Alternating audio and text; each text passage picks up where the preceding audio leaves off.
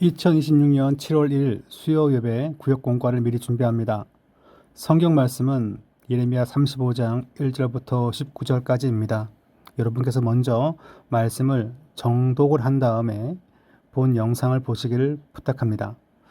설교 제목은 축복의 선봉. 선봉이란 말은 무엇에 앞장서서 가는 거죠. 그러니까 축복 받기 전에 뭐 해야 하는가. 그런 뜻으로 축복의 선봉이라는 제목을 담았다면, 반대로 패망의 선봉도 있죠. 그 패망하기 전에 무엇이 있었는가, 그걸 보여줍니다. 35장에는 바로 레갑 후손들이 등장합니다. 그들의 조상 요나답이 그 이제 자손들에게 포도주를 마시지 말고, 또한 집을 짓지 말고, 포도원을 가꾸지 말고, 신실하게 하나님만 바라보고 살아야 한다. 그와 같은 가문의 전통을 세웠어요. 하물며 한 가문도 이런 좋은 신앙의 전통을 세우면 순종하는데, 내 백성은 왜 나의 말을 듣지 않는가? 그것이 바로 35장에서 하나님께서 예레미야를 통해 예레미야를 통해서 하고 싶었던 그런 말씀 내용입니다. 한 가문도 좋은 신앙의 전통을 세워 순종하는데 내 백성은 언제까지 불순종할 것인가? 그러면서 이 레갑의 후손들을 하나님은 축복하시고 영원히 하나님 앞에 서 있는 그와 같은 가문으로 세운다. 근데 이 레갑의 후손들이 겐 족속인데 모세 장인과 관련된 그런 족속입니다. 그러니까 정통 유대인, 그러니까 정통 그 이스라엘 12지파에 속하진 않지만 편입된, 그래서 사사기에 보시면 이 이스라엘 땅에 들어와서 특별히 유다 지파와 함께 기거했던, 그러니까 즉 유다 지파에 병합되었던 모세의 장인의 후손이죠. 그러니까 제 얘기는 이 레갑의 후손이 제사장이나 레위인도 아닌데, 영적인 그룹도 아닌데 이와 같은 가문의 전통을 세웠다는 것이 상당히 독특한 그 모습이라 볼 수 있습니다. 도입 예화를 보면 모델 하우스가 있죠. 우리가 아파트 같은 거 살 때 이 모델 하우스에 처음 가서 어떻게 생긴지를 보는 거죠. 신앙생활도 보면 앞장선 중요한 모델이 있습니다. 그래서 그 모델을 보면 우리가 그 사람을 이렇게 쫓아 행할 때 우리 역시 축복된 삶을 살 수 있습니다. 여호수아와 갈렙이 대표적인데, 여호수아와 갈렙처럼 하나님의 마음을 기쁘게 하는 말을 하고 하나님의 마음을 시원케 하는 그 믿음의 고백하며 살아갈 때, 여호수아와 갈렙은 나중에 북이스라엘과 남유다 왕국을 세우는 두 개의 지파가 됩니다. 상당히 독특한 하나님의 그런 은혜의 부어주심이라 볼 수 있습니다. 그러니까 대표적으로 하나님은 어떤 샘플 보여주시는 거죠. 그래서 저 1번에 보시면 이제 1절부터 한 7절까지인데요. 전 이걸 보면서 레갑 자손 가운데 요나답이라고 하는 한 아버지가 있었는데, 그 아버지가 자녀들한테 영적인 모범을 보여준 거죠. 전 이것을 한 아버지의 모범을 보라라는 제목을 달아봤습니다. 한 아버지의 모범을 보라. 네, 그 2절 말씀 보시면 너는 레갑 사람들의 집에 가서 그들에게 다 이제 모인 다음에 포도주를 마시게 하라, 그렇게 명령합니다. 근데 그들이 마시지 않습니다. 왜 마시지 않냐니까 이제 물어보죠. 6절에 보시면 그들이 이르되 우리는 포도주를 마시지 아니하겠노라. 레갑의 아들 우리 선조 요나답이 우리에게 명령하여 이르기를 한 다음에 영원히 포도주를 마시지 말며 라고 말했다는 겁니다. 물론 당시에 그 물이 좋지 않기 때문에 포도주가 음료수 기능을 했다라고 주장하시는 분들이 덜어 있어요. 네, 그렇게 볼 수도 있겠지만 보통 포도주가 도수가 거의 20도, 30도입니다. 그러므로 음료수라 하기엔 좀 그렇고 그냥 마시는 술이죠. 그런데 이 포도주를 마시다 보면 실수를 많이 하죠. 그러므로 이 레갑의 아들 또한 요나답은 자기 자녀들에게 말하기를 평생 포도주를 마시지 말 것을 명령합니다. 또한 7절에 보시면 너희가 무엇입니까? 집도 짓지 말고 파종도 하지 말며. 원래 광야에서 목축을 하던 그러한 배경이 있습니다. 물론 야곱의 후손들도 마찬가지고 개인 자손들 역시 마찬가지예요. 다 이제 목축과 관련되어 있는데, 그래서 어떤 농사에 너무 전념하지 말고 단순히 목축에만 전념하고, 그러니까 목축에 전념한다는 건 뭘까요? 농사를 지으면 한 땅에서 소출을 모아서 부를 축적할 수 있습니다. 그러니까 사람의 노력으로 부를 축적하는 것인데, 그런 걸 추구하지 않고 그냥 오로지 목축에만 내가 전념합니다. 그러니까 소박한 그냥 그런 농업에 대한 약간 소박한 그런 마음을 둔 거죠. 또한 포도원을 무엇입니까? 포도원을 소유하지 않고 그리고 평생 동안 장막에 사는 것입니다. 그럴 때 그 아버지가 말하기를 사는 땅에서 너희 생명이 무엇입니까? 길리라 장수할 것이다. 그러니까 모든 다른 사람들처럼 네, 농사도 짓고 목축도 하고 장사도 하고 집도 지으면 사업이 하나 둘 세 개 네 개 번성되지만 레갑의 아들 요나답은 그걸 목적으로 하지 않고 오직 몸과 마음과 재물을 가지고 우리를 더럽히지 않는 방식으로, 어떻게 보면 좀 극단적인 방법이죠. 근데 그것을 가문의 전통으로 삼은 겁니다. 예전에 어떤 그 안수사님이 어떤 사업을 했는데 순수익의 11조를 하는 게 아니라 한 달 매상의 11조를 뭐 한다. 물론 처음에 좀 하다가 나중에 그냥 순수익의 11조를 했지만 그것도 나름대로의 큰 전통이자 혹은 자신의 어떤 자기 사업의 어떤 지조라 볼 수 있겠죠. 또 혹은 우리 가문은 꼭 주일 아침에 교회 가기 전에 한 5분 정도 기도회 하고 간다. 그걸 가문의 전통으로 삼을 수가 있겠죠. 근데 그 전통은 다른 가정에게 너도 하라 그렇게 명령할 수는 없지만 이 아버지가 영적인 모범을 보이면서 가문의 전통을 세운 겁니다.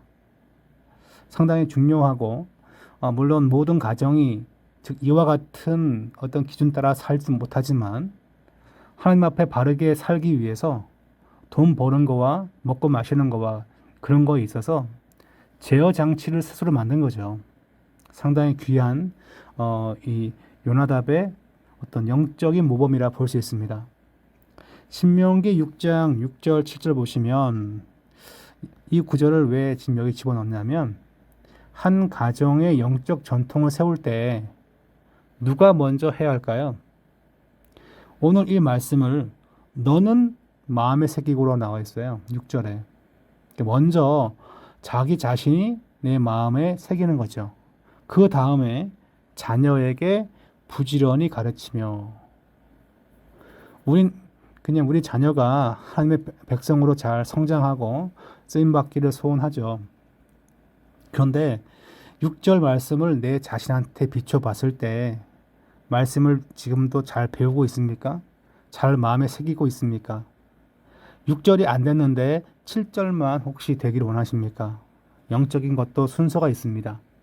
아버지의 모범을 따라서 자녀가 잘 신앙 가운데 승리하기 위해선 아버지와 어머니의 영적 모범이 필요합니다.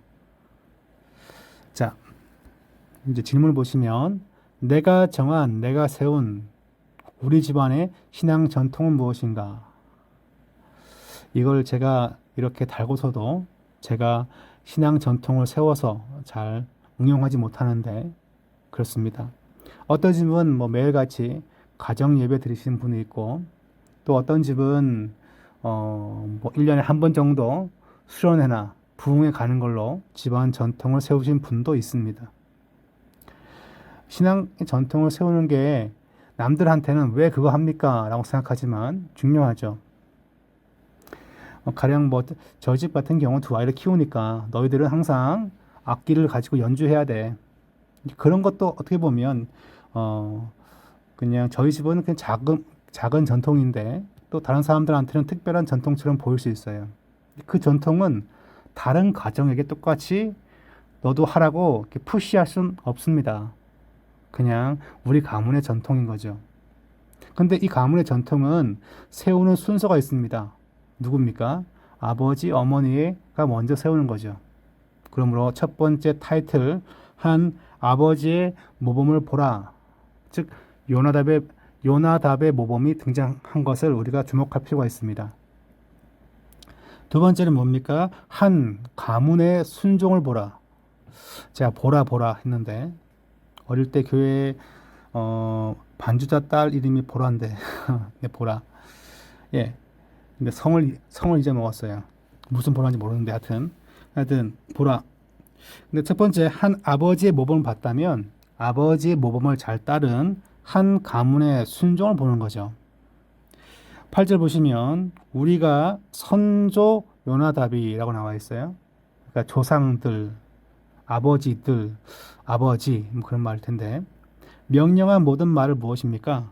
순종하여서 포도주를 마시지 아니하며라고 나와 있습니다. 그러니까 아버지가 잘 세워 놓았으면 자녀가 따르는 거죠. 네, 9절에 보시면 살 집도 짓지 아니하며 포도원이나 밭이나 그 다음에 종자도 가지지 않고 네, 물론 뭐 파종하는 게 죄는 아니고 그건 당연히 또 누군가는 또 해야 합니다. 근데 이 겐 자손 제가 겐 그러니까 목사님 겐이 스펠링이 어떻게 됩니까? 물은데 근데 이거 겐 자손인데 그냥 광야에서 약간 목축업을 하던 아마 이제 그런 한 족속이었겠죠. 왜냐하면 미디안 광야에서 할 수 있는 게 목축밖에 없어요. 근데 목축을 하게 되면 자연의 이렇게 순환을 의지하는 것이 아니라 그때 풀을 따라 다 이동하는 거죠. 그러니까 이게 어떻게 보면 부의 축적이 약간 규칙적이지 않습니다. 그럼에도 불구하고 하나님을 경배하고 예배하고 의지하고 신앙생활을 위해서 목축만 그냥 하겠다는 거죠. 집도 안 짓고 불편하게 장막에만 산다는 거죠. 그러니까 뭘 보여줍니까? 세상에 매이지 않고 세상을 초월합니다. 세상을 달관합니다. 세상에 매이지 않습니다. 그걸 보여주는 거예요. 그러니까 집을 짓지 않고 포도원이나 뭐 그런 걸 가지 않는 것은 뭐 그냥 가난하게 삽니다. 그게 아니라 세상에 우리가 붙들리지 않겠습니다라는 거죠. 근데 물론 목축도 하고 농사도 하고 장사도 하고 또 뭐 간의 수목도 해가지고 더 많이 벌 수도 있어요. 그렇지만 그걸 한다 하여도 혹은 하지 않는다고 하여도 먹고 사는 거와 그런 거에 내가 매이지 않고 하나님만 바라보며 살겠습니다. 이런 고백이 전제가 되어야겠죠. 네, 10절에 보시면 장막에 살면서라고 또 나와 있고 그 다음에 우리에게 명령한 대로 다 무엇입니까? 지켜 행하였노라. 아버지, 할아버지가 세웠던 아름다운 신앙의 전통 그것을 뭐합니까? 100년, 200년 지났지만 그때까지 지키는 것입니다. 이 레갑의 자손, 즉 레갑의 아들이었던 이제 성경에 보시면 뭐 약간 자손이란 말이 그냥 아들이라고도 그냥 같은 단어라고 그냥 보면 됩니다. 그러니까 정확하게 그 자손이란 게 몇 대 걸쳤다라고 말할 수는 없지만 여하간에 그러니까 출애굽 당시에 겐 족속으로 이제 이스라엘 백성 가운데 편입됐죠. 기원전 한 1400년 경이라고 한다면 지금 예레미야 시대는요. 지금 거기서부터 한 800년? 800년까지 잡을 수 있을까요? 한 800년쯤 지났어요. 이미 상당히 긴 시간이 지났습니다. 그러니까 물론 이제 이 요나답이 정확하게 몇 세기 그 인물인지 모르겠지만 그러니까 이것은 7, 800년 지났지만 한 가문의 아름다운 전통으로 계속 전수되어져 온 거죠. 제가 이제 경주이신데 가령 저희 집안에서는 반드시 군 복무를 다 해야 한다. 국가가 그냥 위기에 처하면 의병을 다 일으켜야 한다. 그게 가문의 전통이라면 한두 번 한 게 아니라 800년 역사 가운데 그걸 했다면 엄청난 약간 이 전국적인 영향력 있는 집안이 됐겠죠, 그죠? 제가 있지도 않은 이야기 그냥 약간 지어냈지만 그렇습니다. 이게 정확하게 몇백 년인지 모르지만 수백 년 동안 같은 가문의 전통을 이렇게 이어왔다는 것은 상당히 의미심장한 것입니다. 사도행전 16장에 보시면 이 바울과 실라가 복음을 선포할 때 그때 이제 그때 감옥에서 이제 매를 맞고 감옥에 들어가죠, 그죠? 약간 이제 빌립보 지역에서 그랬을 때 바울과 실라가 찬송하는 가운데 옥문이 막 열립니다.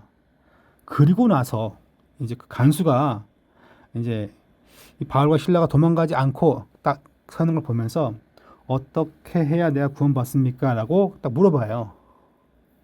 그때 네가 예수 그리스도의 그 이름을 세례받고 이제 회개하라 그렇게 말하죠. 그러면서 16장 33절 보시면 이렇게 나와 있습니다. 그 온 가족이 다 세례를 받고 온 집안이 하나님을 믿음으로 기뻐하니라라고 매우 기뻐하니라고 나와 있어요. 그러니까 한 명의 아버지의 회심은 온 가족의 회심으로 자연스럽게 연결된 거죠. 물론 이건 이제 고대 사회니까 이게 좀 가능했지만 아마 현대는 이게 쉽지 않죠. 아버지가 회심했다고 모든 자녀가 따라오지 않습니다만 아버지가 모범을 세운다면 두 번째 뭡니까? 한 가정 역시 가문 역시 순종의 길로 올 수 있는 좋은 출발을 한 거죠. 이 사실은 부인할 수 없을 것입니다. 그러므로 우리가 먼저 부모된 내가 하나님 앞에 순종하고 나갈 때 우리 자녀 역시 순종의 자녀가 되는 거죠. 자, 질문 보시면 부모 말씀에 순종하는 것이 어려운 이유는 무엇인가? 왜 여러분 어려운가요? 과거 시대에는 이게 쉬웠어요. 순종해야 한다고 항상 배워왔고 그렇게 마음먹어 다 왔기 때문에. 근데 현대는 부모 말에 순종하는 게 쉽지 않습니다. 왜 그럴까? 설득되지 않기 때문에.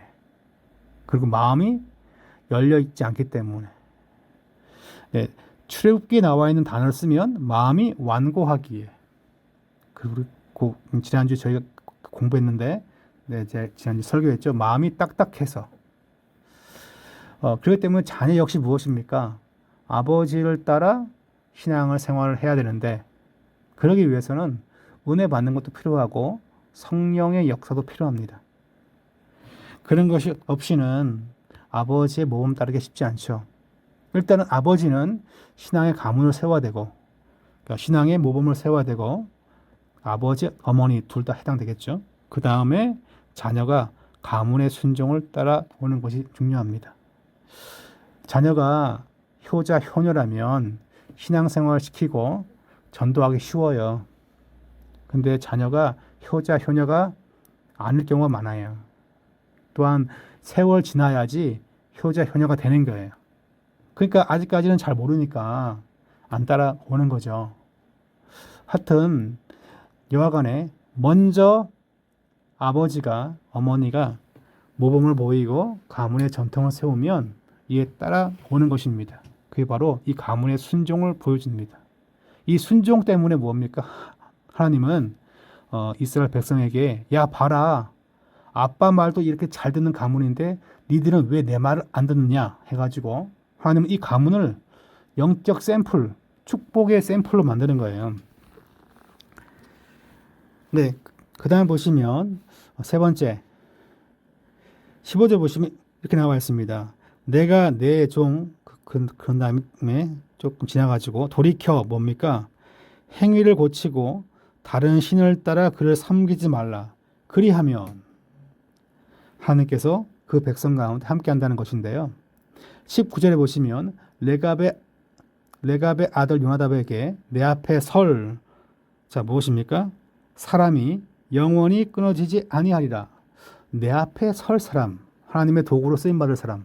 정확하게 이게 뭐 제사장이냐 혹은 뭐 레위인이냐 혹은 뭐 성전에서 일하는 뭐 일꾼이냐 정확하게 뭐라 말할 수 없어요. 그렇지만 단 한 가지는 내 앞에 설 사람은 쉽게 말하면 하나님의 도구로 쓰임 받을 사람이죠. 그 자가 영원히 끊어지지 않게 만들어 주시는 복이 있다는 거죠. 신앙의 영적 전통을 세워서 순종한 자에게 하나님은 그와 같이 복을 준다면 여호와의 말씀을 지금 듣고 있는 우리는 무엇입니까? 그거라도 지키고 행할 때 우리 가문이 계속 이어질 축복이 주어질 줄 믿습니다. 그렇다면 이 답은 뭘까요? 순종은 축복의 선봉이다. 설교 제목이 뭔가요? 축복의 선봉. 이게 한문을 잘 모르시면 혹은 뜻을 잘 고민하지 아니하시면 비몽사몽간에 이 공과를 준비하시면 이게 뭐냐 싶은데 순종은 축복 전에 있는 행위란 거죠. 그러면 반대로 패망의 선봉은 뭘까요? 패망의 선봉은 불순종이죠. 그걸 말합니다.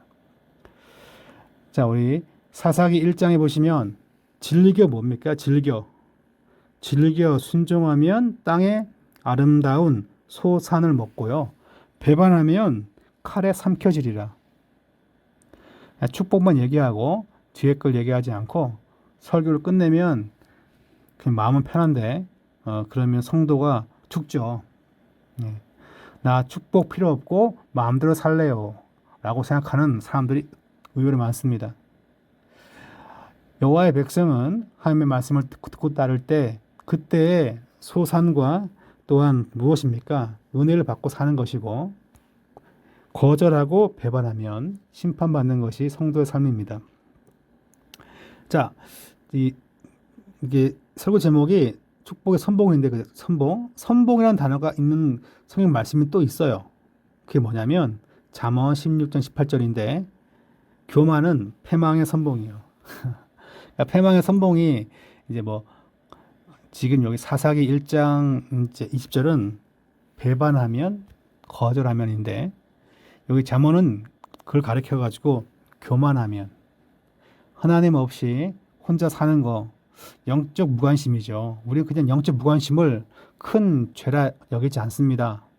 하나님 없이 사는 거예요. 그러므로 그것이 바로 범죄인 것입니다. 범죄. 근데 그것을 바로 이제 뭐라 부를까요? 내 인생 내가 내 힘으로 사는 거니까 그게 바로 영적인 교만이죠. 교만은 패망의 선봉이다. 그렇게 말하고 있습니다. 자, 마지막 질문이죠. 내가 생각하는 축복이란 무엇인가? 제가 원래 이거를 내가 생각하는 신령한 축복이란 무엇인가? 뭐 그렇게 쓰고 싶었어요. 그러면 아마 여러분들은 뭐 열심히 기도하는 거예요. 뭐 지난번에 누구 전도했어요. 뭐 항상 행복한 거예요. 뭐 이렇게 좀 그냥 우아한 걸 쓸 것 같아가지고 그냥 간단하게 내가 생각하는 진짜 축복이란 무엇인가? 이거 진짜 솔직하게 써야 됩니다. 그죠? 육신의 건강도 될 수 있고 돈을 잘 버는 것이 될 수 있고 어떤 분은 목사님 돈 잘 벌고 싶어요. 진짜 진심이에요. 그런 말씀을 하시는 분도 있는데 참 힘든가 싶어요. 인생이. 물론 돈이 필요할 때 없으면 사는 게 좀 각박해집니다. 단 10만 원이라도 더 벌면 마음이 푸근해지죠. 그런데 그게 진짜 축복인가?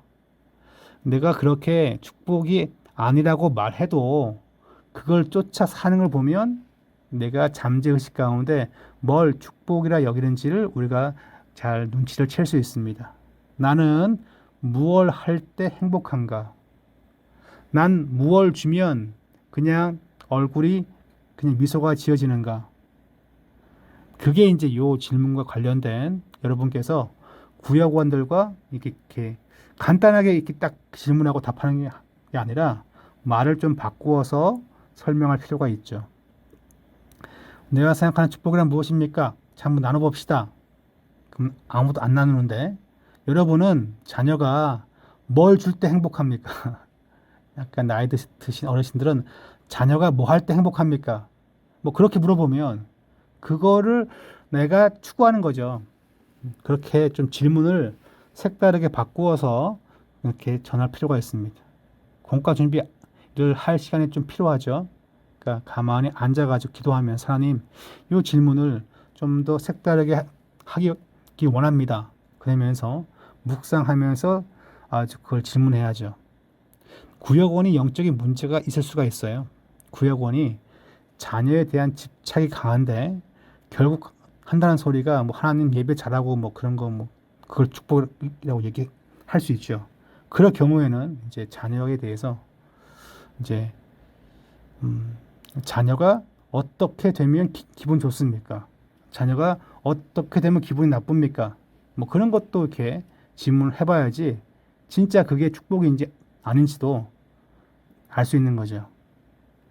상 받아 오면 기분이 좋은데 상을 받지 못하면 기분이 안 좋죠.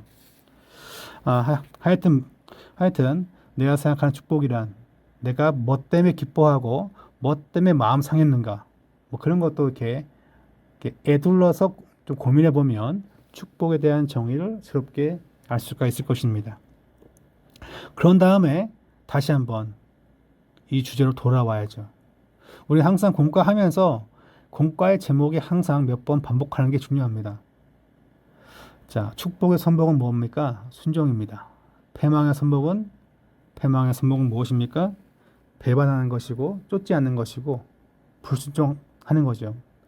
상당히 중요한 말씀이고 지금 우리 시대에도 정말 복된 삶을 살고 싶냐? 그러면 여호와의 말씀을 쫓아 행하며 주님 앞에 경배하고 의지하고 내가 사람들 때문에 혹은 내 자녀들 때문에 그것 때문에 희비가 갈리는 것이 아니라 하나님 앞에 마음을 두는 성도가 되어야 할 줄 믿습니다. 이상 공과 공부를 마치겠습니다.